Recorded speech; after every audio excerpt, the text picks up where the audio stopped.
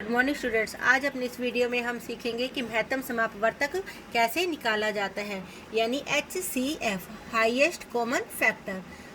तो महत्तम समापवर्तक को हम इसके शब्दों से समझने की कोशिश करते हैं। महत्तम का मतलब होता है सबसे बड़ा, सम का मतलब होता है साझा, अपवर्तक का मतलब होता है गुणनखंड।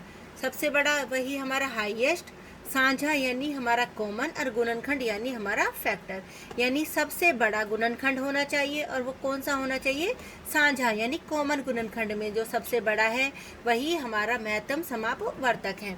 अब महत्तम समापवर्तक निकालने की हमारी कई विधियां हैं, जैसे कि गुणनखंड विधि, फैक्टर मेथड। दूसरा है हमारा अभाज्य गुणनखंड विधि यानी प्राइम फैक्टराइजेशन मेथड। तीसरा है हमारा सतत भाग विधि यानी हमारा कंटिन्यूड डिवीजन मेथड। इसमें हमारी लगातार भाग की जाती है और इसमें हम अभाज्य गुणनखंड से निकालते हैं। पिछली वीडियो में हमने आपको प्राइम फैक्टराइजेशन के बारे में बताया था। अगर आपने वीडियो ना देखी हो तो उसका लिंक आपको डिस्क्रिप्शन बॉक्स में मिल जाएगा। और ये है हमारी फैक्टर मेथड, इसके बारे में भी हम पहले डिस्कस कर चुके हैं।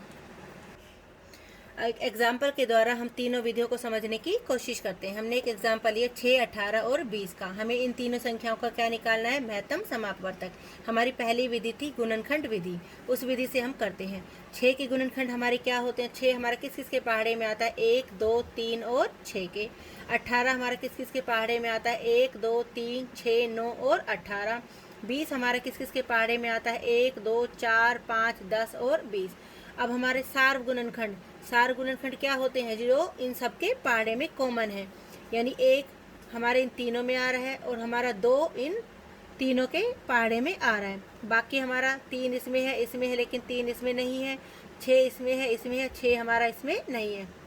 तो हम वो लेंगे जो तीनों में है। तो तीनों में खाली हमारे क्या है? 1 और 2। तो ये 1 और 2 हमारे क्या हो गए? सार्व गुणनखंड।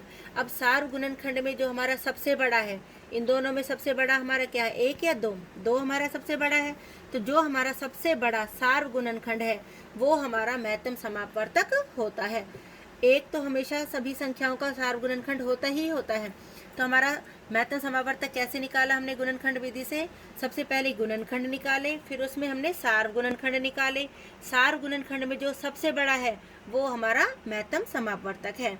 अब हमारी आती है दूसरी विधि, अभाज्य गुणनखंड विधि। अब हमने 6 के अभाज्य गुणनखंड निकाले, 2 तिया 6, 3 एकम 3। 18 के निकाले, 2 निम 18, 3 तिया 9 और 3 एकम 3। 20 के निकाले, 2 धाम 20, 2 पंजे 10, 5 एकम 5। तो हमारे 6 के अभाज्य गुणनखंड क्या हुए? 2 गुना में 3। 18 के क्या हुए? 2 गुना 3 गुना 3।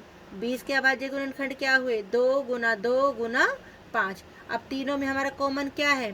6, 18 और 20 में हमारा कॉमन क्या है? 2। तो हमारा अभाज्य गुणनखंड विधि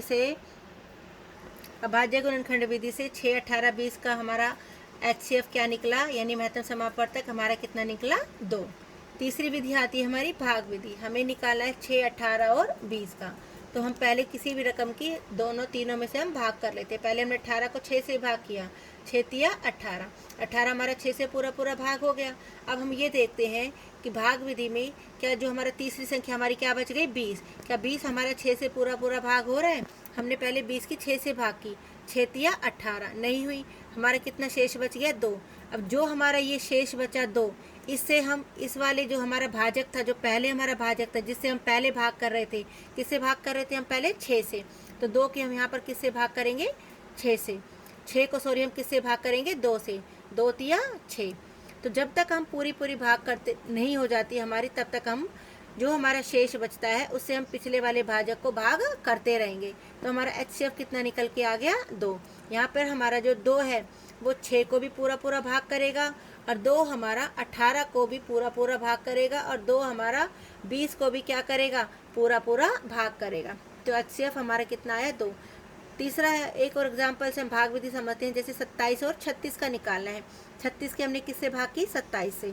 तो 27 से कम 27। 36 में से 27 की हमारा कितना शेष बचा? 9। अब 9 से हम किसको भाग करेंगे? जो हमारी यहाँ पर संख्या थी जिससे हम पहले भाग कर रहे थे। 9, 27 हमने यहाँ लिख दिया। 9 की हमने 27 को हमने 9 से भाग किया, तो हमारा 9 तिया 27 आया, यानी 9 से हमारा 27 पूरा पूरा भाग हो गया। तो हमारा HCF कितना निकल के आया, जिससे हमारी पूरी पूरी भाग होती है वही हमारा HCF होता है। तो HCF हमारा कितना हो गया 9। अब देखो हमारा 9 से 27 भी पूरा पूरा भाग हो जाएगा और 9 से हमारा 36 भी पूरा पूरा भाग हो जाएगा। HCF निकालते समय एक बात का ध्यान बहुत ज़रूरी है कि जो तुम्हारा HCF निकलेगा उस संख्या से, जिसका भी हम HCF निकाल रहे हैं वो संख्या पूरी पूरी भाग होनी चाहिए।